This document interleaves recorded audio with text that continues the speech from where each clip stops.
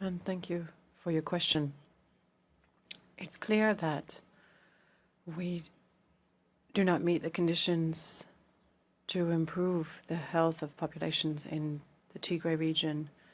The systematic blockage of aid continues. Since the announcement of the opening up to humanitarian aid, we have had roughly 5% of humanitarian needs covered. Convoys are often turned back. It's very difficult to ensure that health products and food and nutrition needs are met. When we look at the health system functioning there, less than 20% of the system is functioning. So obviously access to basic health care, because of a lack of medicines, because of a lack of access, and the health workers have not been paid for more than 10 months. So this, combined with the lack of nutrition, mortality will continue to increase in Tigray. I think that it's important then, when we talk about the population of the health in these regions, to take into account all the activities of prevention and the treatment of common illnesses that is not taking place.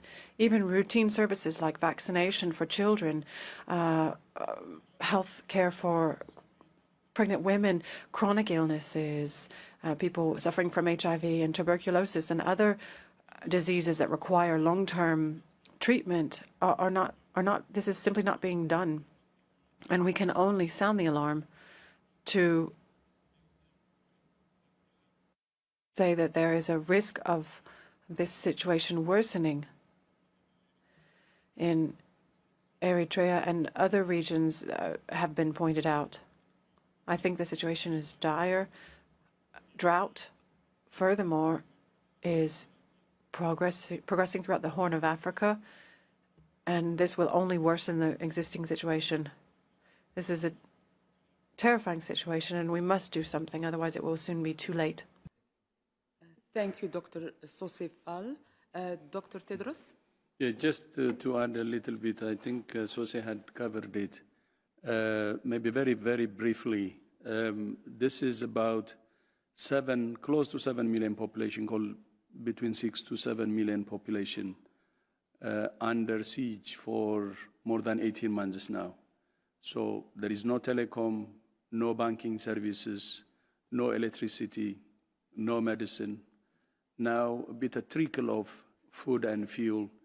Food, it's about 5% now delivered since the truce was agreed. It's already 50 days, and the expected number of trucks is only more than, I think, 3,000, but we have only 5% of the trucks. So you can imagine people with all these difficulties, what kind of situation they're living in.